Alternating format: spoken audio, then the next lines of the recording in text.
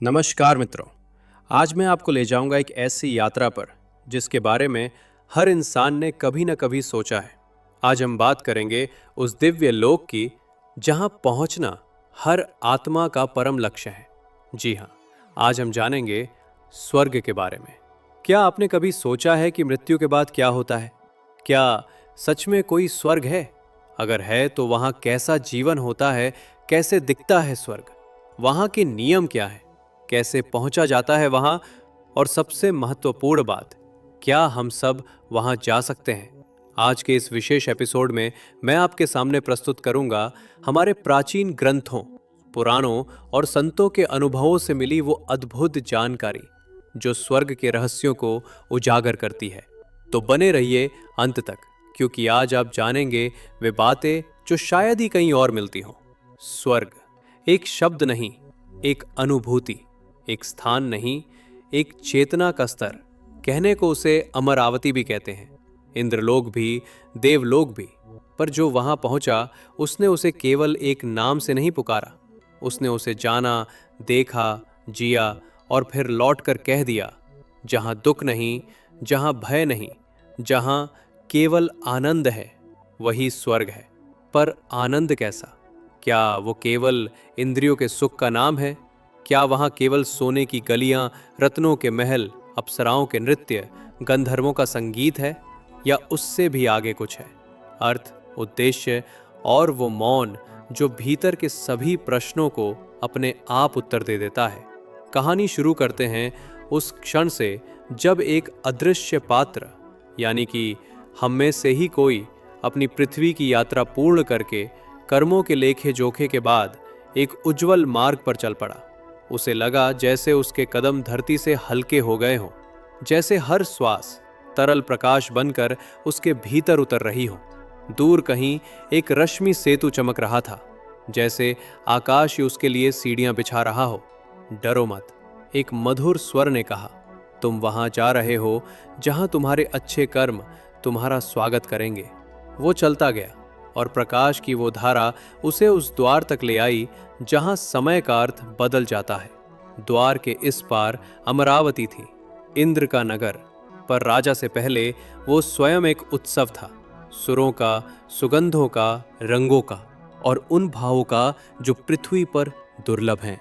सोचिए, एक ऐसा नगर जहां सड़कों पर सफेद पाथरों का धुंधला चमकता रेशा, किनारों पर पारिजात के पुष्प बिछे रहते हैं और हर फूल अपनी अलग कहानी कहता है।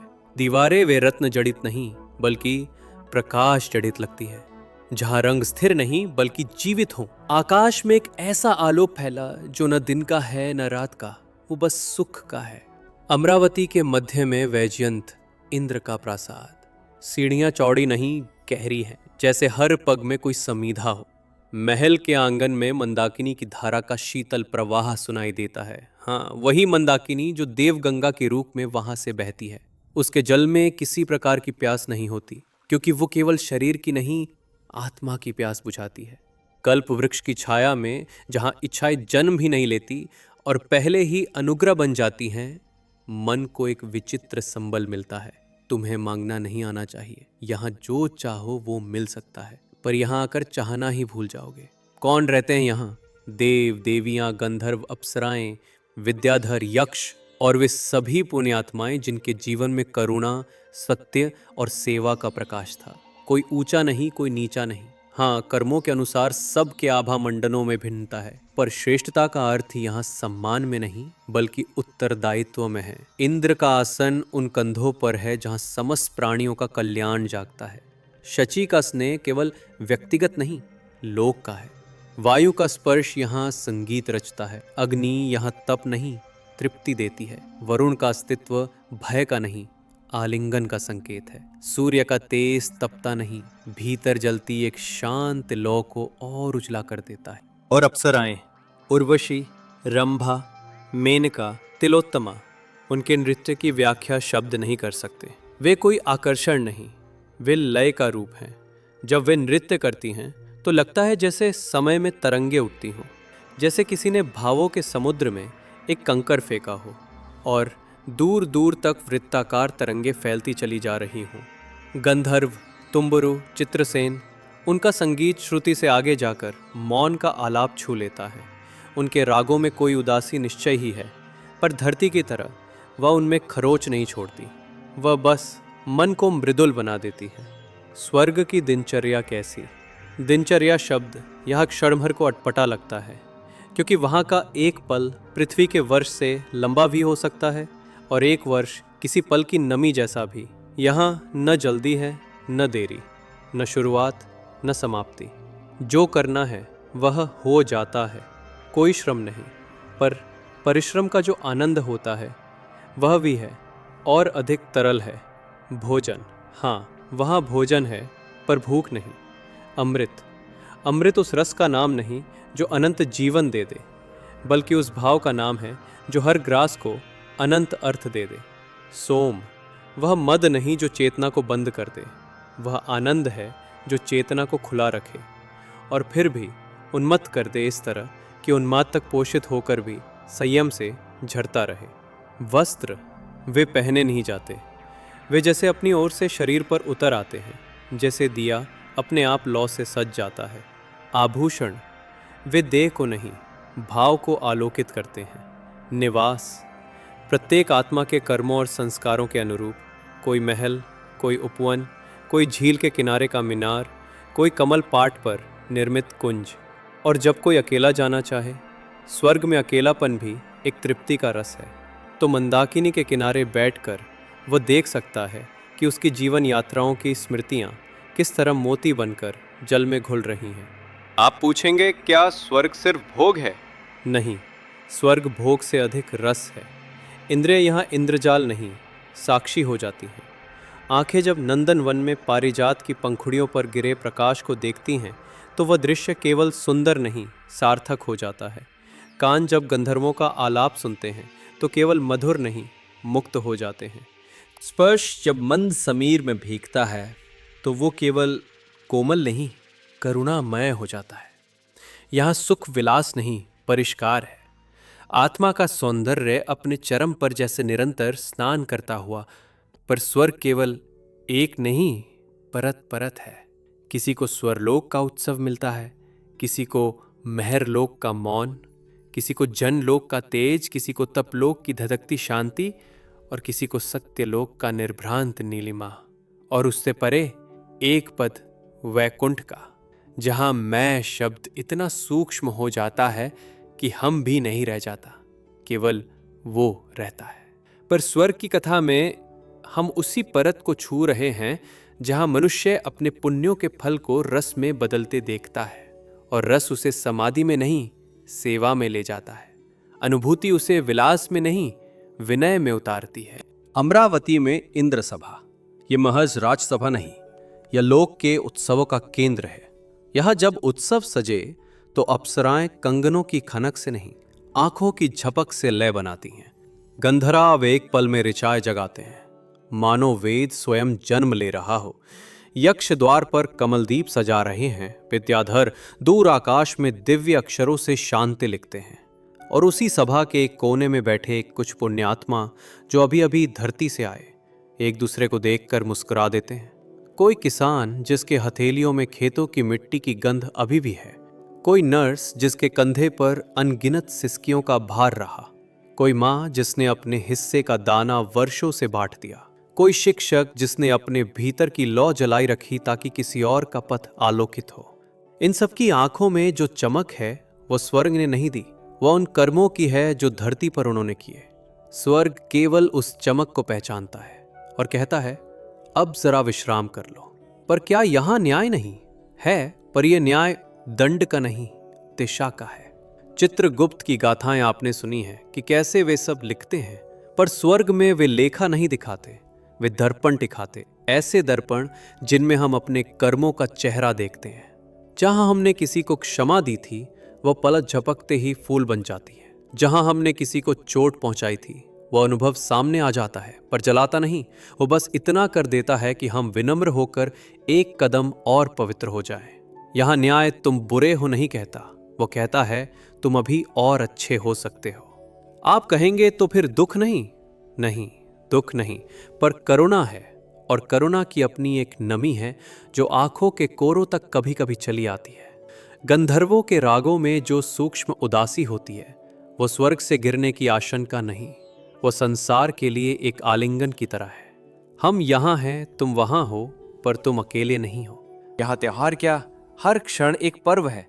फिर भी जब इंद्र महोत्सव होता है तो नंदन वन की छतों पर मोतियों की फुहारें छा जाती हैं। ये मोती जल के नहीं, प्रकाश के होते हैं। जब गंधर्व सम्मेलन होता है तो स्वरलोक के तारों के बीच जैसे वीणा के तार जोड़ दिए जाते हैं, और जब अप्सरा नृत्योत्सव होता है तो धरती के किसी कवि की कविता अचानक पूर्ण हो जाती है। उसे लगता है कि उसके पंक्तियों में जो लय कमी थी वो भरने किसी दूसरी दुनिया से कोई आ गया। क्या कोई काम नहीं है, पर वो सेवा है। किसी लोक में सूखा है, देवलोक से वर्षा का संगीत भेज दिया जाता है। किसी मानव के हृदय में आशा की लौ टिमटिमा रही, स्वर्ग की दया उसके चारों ओर एक पारदर्शी आवरण तान देती है। कोई संत ध्यान में बैठा, उसके मौन को स्वर्ग के उपवनों की हवा सहलाती है। कोई बच्चा रो रहा, किसी अदृश्य हाथ ने उसके माथे पर एक पंख रख दिया। ये सब अलंकार नहीं, यही स्वर्ग का कर्म है। और फिर कभी कभी किसी पुण्यात्मा का मन करता है वो अमरावती की गलियों को छोड़कर नंदनवन की एक निर्जन पगडंडी पर चला जाए। आगे कल्प वृक्ष के पास एक शांत ताल है। कमल के पत्ते इतने चौड़े हैं कि उन पर बैठकर चांद को गले लगाया जा सकता है। जल में वो अपना चेहरा नहीं, अपना मन देखता है, और मन में जो प्रश्न होते हैं वे प्रश्न नहीं रहते, वे कबूतर बनकर उड़ जाते हैं। कोई पूछे, क्या प्रेम है यहाँ? हाँ, प्रेम है, पर स्वामित्व नहीं। मिलन है, पर अभाव नहीं। यहाँ मोह नहीं, ममता है। वासना नहीं, माधुर्य है। किसी अप्सरा की मुस्कान में लेने की नहीं, देने की इच्छा है। किसी गंधर्व के स्वर में दिखाने का नहीं, जगाने का भाव है। किसी देवता के करुण आलिंगन में किसी को बड़ा या छोटा नहीं किया जाता, बस सबको एक किया जाता है। और फिर भी ये सब अनंत नहीं। स्वर्ग की सबसे सुंदर सच्चाई और सबसे कोमल पीड़ा यही है कि ये रहने की जगह कम, समझने की जगह अधिक है।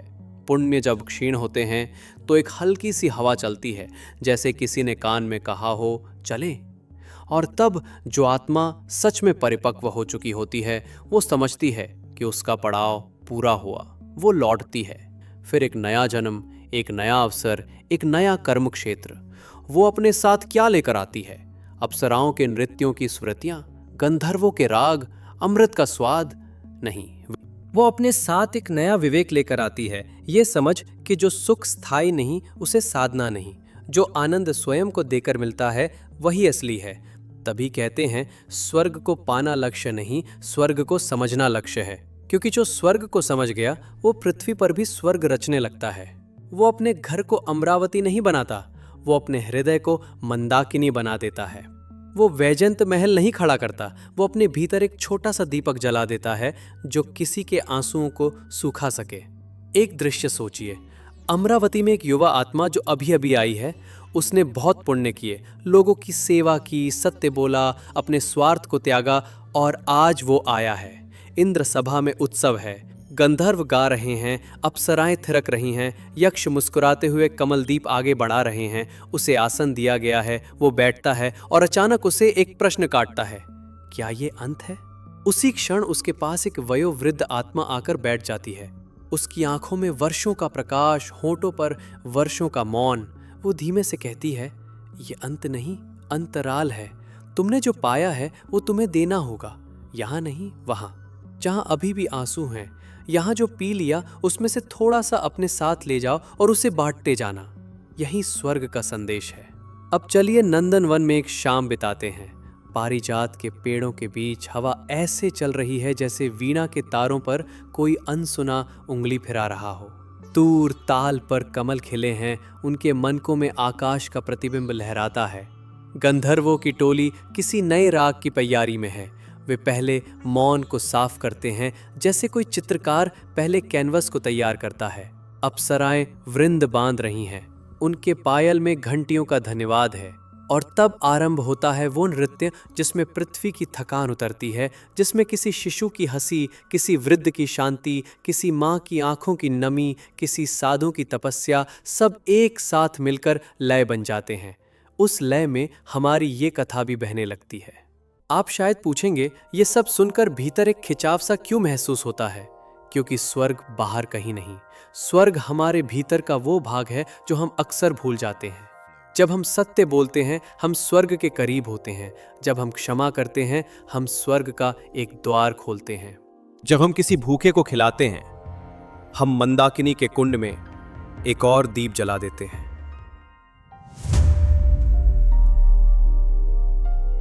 जब हम किसी अनजान को मुस्कुराकर देखते हैं, कोई गंधर्व दूर कहीं हमारे लिए एक सुर छेड़ देता है। तभी स्वर्ग की कथा का सबसे महत्वपूर्ण कठिन सत्य ये कि स्वर्ग स्थायी नहीं। क्यों? क्योंकि स्वर्ग कर्मों का फल है और फल समाप्त होता है। स्थायी क्या है? वो जो फल से पहले था और फल के बाद भी रहेगा, अर्थात अनुग्रह, कृपा। उस कृपा के प्रति जब हमारा मन स्थिर हो जाता है, तब स्वर्ग एक पड़ाव भर रह जाता है और हमारा लक्ष्य बन जाता है वो धाम जहां से लौटना नहीं। वैकुंठ, गोलोक, शिवलोक, जो भी नाम दीजिए, पर वहां जाने का मार्ग यहीं से होकर जाता है। एक छोटे से काम से, सेवा से, सत्य से, संतोष से, श्रद्धा से। और अब लौटने का समय। पर जाने से पहले मैं चाहता हूं कि आप स्वर्ग की इस यात्रा से अपने साथ कुछ बीज ले जाएं, ऐसे बीज जिन्हें पृथ्वी पर बोया जा सके। पहला बीज सौंदर्य का, पर भोग का नहीं, परिष्कार का। दूसरे की आंखों में सुंदरता देखना सीखिए। दूसरा संगीत का, पर मनोरंजन का नहीं, मन के निर्माण का। घर में रोज 5 मिनट मौन बैठिए, मौन भी एक राग है। तीसरा करुणा का, पर दया करके नहीं, बराबरी से, किसी की पीड़ा को उनकी नहीं, अपनी मानकर। चौथा क्षमा का, पर कमजोरी समझकर नहीं, शक्ति मानकर, क्योंकि क्षमा करना अपनी अग्नि को सुगंध में बदलना है। पांचवा धैर्य का, क्योंकि स्वर्ग का प्रकाश जल्दबाजी से नहीं, स्थिरता से उतरता है। जब आप इन बीजों को बोएंगे, आप पाएंगे कि आपके घर की चौखट पर किसी सांझ न जाने कहां से हल्की सी सुगंध आ जाएगी। दीवारों पर कोई गाढ़ा सा साया तन जाएगा। हवा में एक अदृश्य पायल बज उठेगी और आप समझ जाएंगे कि अमरावती का कोई मेहमान आपके यहां से होकर गया है। वो रुका नहीं, पर उसने चिन्ह छोड़ दिए। और तभी आपकी ये पृथ्वी यहां अभी थोड़ी सी सर्ग हो जाएगी। कथा यही पूरी नहीं होती। किसी रात जब आप बहुत थक जाएं, आंखें मूंदे और एक अदृश्य नदी के जल से अपनी सांसों को धो लें, कल्पना कीजिए कि मंदाकिनी की बूंदें आपके माथे से गिरकर हृदय तक जा रही हैं। कल्पना कीजिए कि आपके भीतर कहीं एक वैजयंत महल है, जहां एक दीप जल रहा है और उसके चारों ओर कुछ स्मृतियां बैठी हैं। वे स्मृतियां शिकायत नहीं कर रहीं, वे धन्यवाद कह रही हैं। और उस धन्यवाद में दूर कहीं कोई गंधर्व एक राग छेड़ देता है, ऐसा राग जो आपके बीते हुए सभी दुखों को एक नदी की तरह बहा देता है। तभी समझ आता है, स्वर्ग केवल वहां नहीं जहां हम जाते हैं। स्वर्ग वो भी है जो भीतर से बाहर आता है, और जो भीतर का स्वर्ग पहचान ले, उसके लिए बाहर का स्वर्ग केवल एक पुष्प है, जिसके माध्यम से वो उस वृक्ष का स्मरण करता है जिससे वो पुष्प आया। तो मित्रों, आज की कथा के बाद यदि आपके मन में स्वर्ग के लिए लालसा जागे, तो उसे एक प्रार्थना में ढाल दीजिए। हे देव, मुझे ऐसा बना दो कि मैं जहां जाऊं वहां थोड़ा सा स्वर्ग साथ ले जाऊं। और यदि मन में ये साहस जागे कि मुझे स्वर्ग नहीं सेवा चाहिए, तो जान लीजिए स्वर्ग ने अपना कार्य कर दिया, उसने आपको आपसे मिलवा दिया। क्योंकि अंत में स्वर्ग वही है जहां मैं कम हो और हम अधिक, जहां मेरा नहीं तुम्हारा हो, जहां भोग नहीं योग हो, जहां लोभ नहीं दान हो, जहां भय नहीं भरोसा हो, जहां मृत्यु नहीं, मौन हो, और जहां हर आत्मा किसी बड़ी, बहुत बड़ी और बहुत ही दयालु छाया के नीचे अपने को सुरक्षित, अर्थवान और प्रेम से भरा पाती हो। अब हम लौटे। अमरावती की वो लौ आपके मन में रहेगी, नंदनवन की वो हवा आपके कमरे में चलेगी, मंदाकिनी की वो नमी आपकी आंखों में घुली रहेगी। और यदि कभी लगे कि जीवन बहुत भारी हो गया है तो आंखें बंद कर लेना और उस आवाज को सुनना जो स्वर्ग के द्वार पर आपने सुनी थी।